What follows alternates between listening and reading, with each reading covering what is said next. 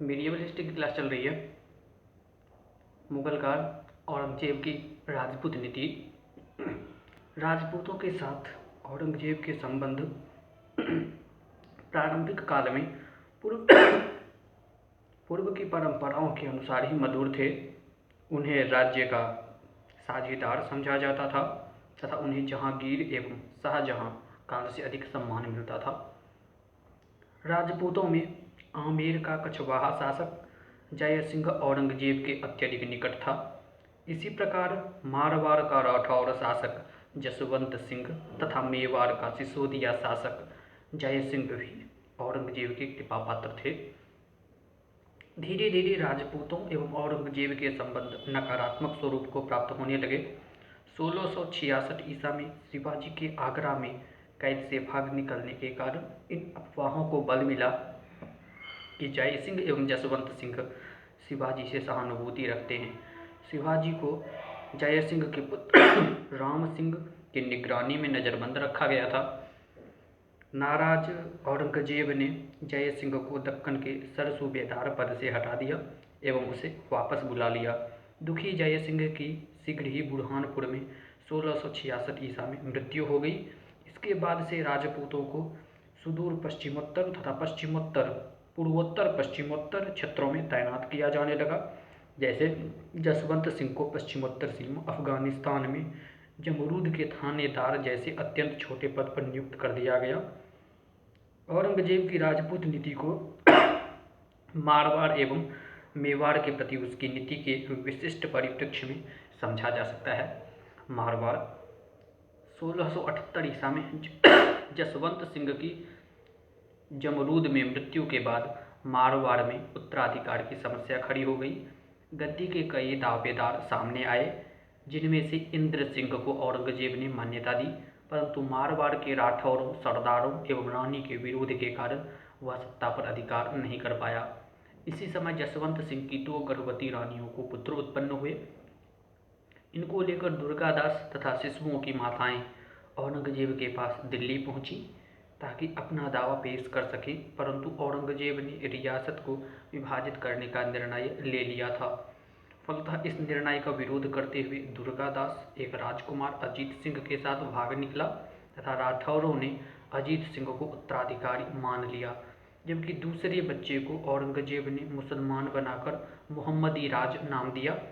औरंगजेब ने समस्या समाधान में अदूरदर्शिता दिखाते हुए मारवाड़ को मुगल साम्राज्य में मिलाने का निश्चय किया। साथ ही मारवाड़ की राजधानी जोधपुर पर अधिकार कर वहां मंदिर तोड़ने के लिए मुहत्सिब भी तैनात कर दिए गए और अप्रैल 1679 में जजिया कर को पुनः लगा दिया गया और जसवंत सिंह का सिंहासन 56 लाख रुपये में नागौर को बेच दिया। पीढ़ियों से मुगलों के लिए अपना रक्त बहा रहे राजपूतों के साथ औरंगजेब का यह व्यवहार उसकी अदूरदर्शिता का एक और उदाहरण है। उसकी इस नीति से मुगल सरदारों में भी बेचैनी फैली, जबकि राठौरों ने दुर्गादास के नेतृत्व में विद्रोह कर दिया। अजीत सिंह, जसवंत सिंह का पुत्र, को अंततः 1709 ईसा में मुगल बादशाह बहादुर शाह ने शासक मान लिया। इस 30 वर्षीय युद्ध 1679 से 1709 ईसा तक के नायक दुर्गादास की तुलना कर्नल टाड ने महान योद्धा यूसीलीज से की है। मेवाड़ के जय सिंह ने भी राठौरों का समर्थन किया, क्योंकि संभवतः अजीत सिंह की माता मेवाड़ के राणा की रिश्तेदार थीं। मेवाड़ के राजा ने औरंगजेब का उत्तराधिकारी युद्ध में समर्थन किया था तथा औरंगजेब ने राणा को मॉडल, बिदनूर और मांडल गढ़ के परगने भी दिए थे, परंतु कालांतर में जजिया आरोपित करने के कारण मेवाड़ से मुगलों के संबंध बिगड़ गए।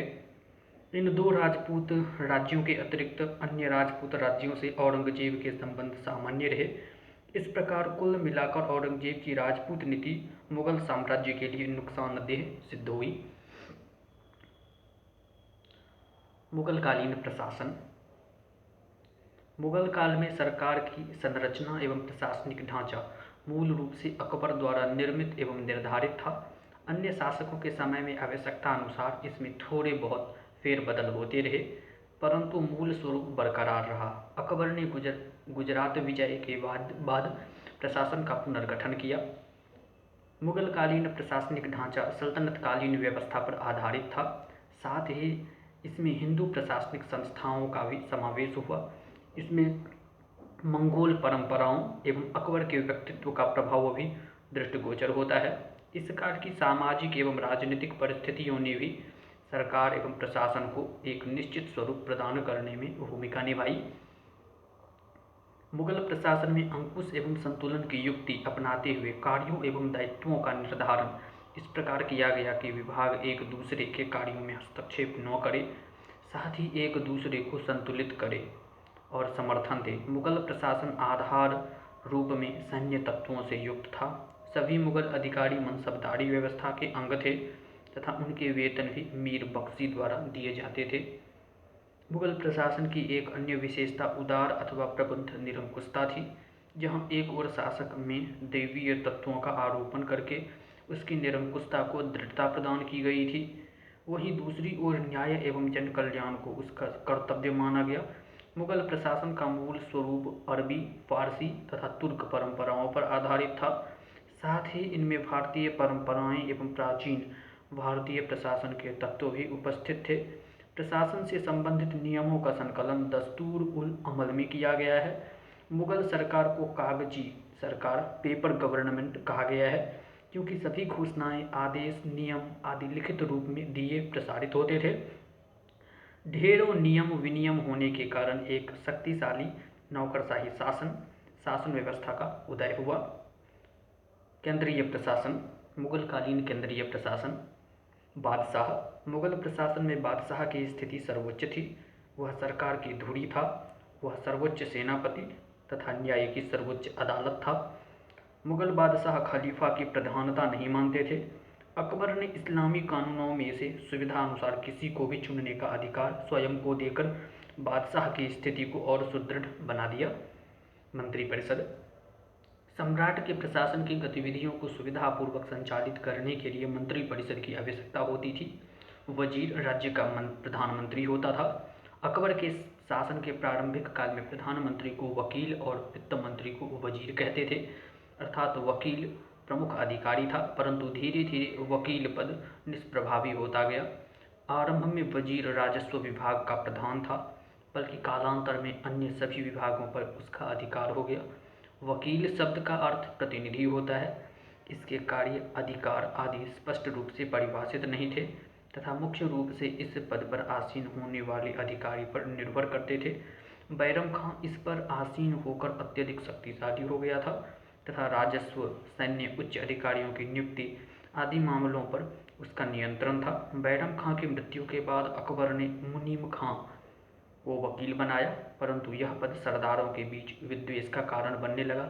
अतः अकबर ने विद्वेष को समाप्त करने तथा किसी व्यक्ति के सर्वशक्तिमान हो जाने की संभावना को समाप्त करने के लिए वकील पद के अधिकारों को सीमित कर दीवान ए वजीरात ए कुल नामक पद राजस्व एवं वित्तीय मामले सृजित किया और वकील पद को मात्र सम्मान सूचक बना दिया। केंद्रीय प्रशासन के प्रमुख अधिकारी दीवान या वजीर। अबुल फजल के अनुसार आय व्यय विभाग का प्रमुख वजीर कहलाता था, जिसे दीवान भी कहते थे। अकबर के काल में सामान्यतः वजीर के लिए दीवान शब्द ही प्रचलित था। दीवान वित्तीय मामलों में बादशाह का प्रथम सहायक था। वह खजाने की निगरानी करता था तथा हिसाब किताब की जांच करता था। विभिन्न विभागों के वित्तीय अधिकारी दीवान उसके अधीन होते थे। उदाहरण के लिए दीवान एक खालिसा, शाही भूमि या खालिसा भूमि से संबंधित, दीवान ए तन, वेतन तथा जागीर से संबद्ध, मुस्तौफी, लेखा परीक्षक, मुशरिफ, लेखाकार, दीवान ए तवजीह, सैन्य लेखा जोखा, दीवान ए बयूतात, मीर ए समा विभाग आदि। दीवान प्रायः सामान्य पृष्ठभूमि के लोग थे जो अपनी योग्यता के कारण आगे पहुँचे तथा अकबर के करीबी बने। दीवान शब्द वस्तुतः सामान्य पृष्ठभूमि को इंगित करता था। इनके मनसब छोटे होते थे तथा ये प्रायः अहल ए कलम वर्ग से संबंधित थे। अकबर ने सर्वप्रथम मुजफ्फर खां तुर्बती को इस पद पर नियुक्त किया था। इसके बाद इस पद पर अनेक योग्य व्यक्ति आसीन हुए, जैसे टोडरमल, ख्वाजा शाह मंसूर, एतमादुद्दौला, असद खां आदि। असद खां औरंगजेब काल में दीवान था। इस पद पर सर्वाधिक 31 वर्ष तक आसीन रहा। शाहजहां काल में अफजल खां, इस्लाम खां एवं सादुल्ला खां दीवान रहे। जहांगीर के काल में गयास बेग इतमादुद्दौला दीवान के पद पर आसीन रहे। मीर बख्शी यह सैन्य विभाग दीवान ए अर्ज का प्रमुख था। वस्तुतः दीवान वजीर को संतुलित करने के लिए पृथक सैन्य विभाग आवश्यक था। इसके मुख्य कार्य थे सैनिकों की भर्ती करना, सेना एवं घोड़ों की जांच करना व हाजिरी लेना, साथ ही दरबार में मनसबदारों की अर्जियां प्रस्तुत करना तथा मुलाकात करने आए लोगों को बादशाह के समक्ष प्रस्तुत करना। यह गुप्तचर विभाग का भी प्रमुख अधिकारी था तथा वाकिया नवीसों के माध्यम से साम्राज्य भर की सूचनाएं प्राप्त करता रहता था। मीर बख्शी द्वारा सरखत नामक पत्र पर हस्ताक्षर करने के बाद ही सेना का मासिक वेतन निर्धारित होता था। मीर बख्शी युद्ध के दौरान सेना का वेतन भी बांटता था। सामान्य समय में यह दायित्व दीवान ए तन नामक अधिकारी निभाता था। अन्य उच्च अधिकारी मीर आतिश यह शाही तोपखाने का प्रधान था। यह मंत्री पद नहीं होता था। इसकी सिफारिश पर महत्वपूर्ण नगरों में केंद्र द्वारा कोतवाल की नियुक्ति होती थी। साहिब तौजीह यह सैनिक लेखाधिकारी होता था। दीवान ए तन यह वेतन और जागीरों से संबंधित मामलों का निपटारा करता था। इसे युद्ध के अवसर पर छोड़कर सामान्यतया सेना को वेतन बांटने का अधिकार होता था। दरोगा ये डाक चौकी गुप्तचर विभाग का प्रमुख होता था। यह इसके साथ साथ पत्र व्यवहार का भी प्रभारी होता था। मीर ए अर्ज यह बादशाह के पास भेजे जाने वाले आवेदन पत्रों का प्रभारी होता था। मीर ए बहर यह जल सेना का प्रधान होता था। इसका प्रमुख कार्य शाही नौकाओं की देखभाल करना था। मीर ए तुजुक यह धर्मानुष्ठान का अधिकारी था। इसका कार्य धार्मिक उत्सवों आदि का प्रबंध करना था। मीर ए बर्र यह वन विभाग का अधीक्षक था। नाजिर ए बयूतात दीवान ए बयूतात यह शाही कारखानों का अधीक्षक होता था। वाकिया नवीस यह समाचार लेखक होता था जो राज्य के सारे समाचारों से केंद्र को अवगत कराता था। खुफिया नवीस ये गुप्त पत्र लेखक होते थे जो गुप्त रूप से केंद्र को महत्वपूर्ण खबरें उपलब्ध कराते थे। स्वनिध निगार ये समाचार लेखक होते थे। हरकारा ये जासूस और संदेशवाहक दोनों होते थे। वितिकची अकबर ने अपने शासनकाल के 19वें वर्ष दरबार की सभी घटनाओं एवं खबरों को लिखने के लिए इनकी नियुक्ति की। इसके अतिरिक्त यह प्रांतों की भूमि एवं लगान संबंधी कागजात तैयार करता था। यह अमल गुजार के अधीन कार्य करता था। परवाना नजी ऐसी आज्ञाओं को लिखने वाला जिस पर सम्राट की मोहर की आवश्यकता नहीं पड़ती थी। मुशरिफ या लेखाकार यह राज्य की आय व्यय का लेखा जोखा रखता था। मुस्तौफी लेखा परीक्षक यह मुशरिफ द्वारा तैयार आय व्यय का लेखा जोखा की जांच करता था।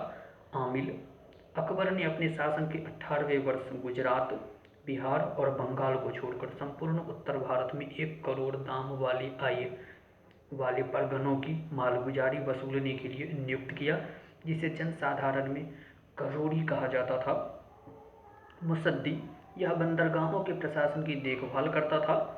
मुहतसिब ये प्रजा के सैनिक आचरण को नियंत्रित करता था, साथ ही शरीयत के प्रतिकूल कार्यों को रोकता था। औरंगजेब ने हिंदू मंदिरों एवं पाठशालाओं को तोड़ने के लिए मुहतसिबों की नियुक्ति की। मीर ए समा यह कारखाना प्रभारी था। कारखानों के अंतर्गत भंडार भी आते थे। कारखानों में शाही आवश्यकता पूर्ति हेतु वस्त्र, आभूषण इत्यादि का निर्माण होता था। साथ ही कारखानों में शस्त्र निर्माण भी होता था। यह पद अत्यंत विश्वास पात्र व्यक्ति को ही मिलता था। अकबर के काल में इस पद का नाम दीवान ए बयूतात था। जहांगीर तथा शाहजहां के काल में इसे मीर ए समा कहा जाने लगा तथा औरंगजेब काल में इसे खान ए समा कहा गया। इसके नीचे दरोगा, मुशरिफ आदि अधिकारी आते थे। दस्तूर उल अमल में इसे व्यय का अधिकारी कहा गया है। सद्र उस सुदूर यह आमिलों का प्रधान था तथा सबसे बड़ा आमिल माना जाता था। यह बादशाह का धार्मिक सलाहकार था तथा शरीयत की व्याख्या करने एवं उसके प्रावधानों को अमल में लाने के लिए बादशाह को सलाह देता था। साथ ही यह जरूरतमंद को मदद ए मास देने के लिए उत्तरदायी था। मदद ए मास के अंतर्गत भूमि या नकद दान में दिया जाता था। दान की भूमि को जो राजस्व मुक्त होती थी उसे अयमा अथवा सयूर गाल भी कहा जाता था तथा नकद को वजीफा कहते थे। सद्र उस सुदूर न्याय विभाग का प्रमुख था तथा उसे काजी उल कुज्जात भी कहते थे। यह लोगों के आचरण, नैतिक आचरण, शिक्षा आदि पर भी नियंत्रण रखता था। अकबर के समय शेख अब्दुल नबी सद्र था। वह अत्यधिक शक्तिशाली और भ्रष्टाचारी हो गया था। अतः अकबर ने सद्र की शक्तियों में कमी कर दी तथा अयमा को खालसा से अलग करके अयमा की चकबंदी करवा दी। सद्र से देने का अधिकार छीन लिया गया तथा उसके पास सिर्फ दान की सिफारिश करने का अधिकार रह गया। प्रांतीय प्रशासन। मुगल काल में प्रांतीय प्रशासन को केंद्रीय प्रशासन के नमूने पर विकसित किया गया। अकबर ने प्रांतीय प्रशासन के विकास में विशेष रुचि दिखाई। अकबर के शासनकाल के प्रारंभ में पहले से चली आ रही व्यवस्था ही प्रांतों में लागू रही, जो सल्तनतकालीन व्यवस्था पर आधारित थी। 1580 ईसा में साम्राज्य को 12 सूबों में बांटा गया। इस कार्य को शाह मंसूर तथा टोडरमल की जोड़ी ने अंजाम दिया था। जहांगीर के समय 15 सूबे ही थे।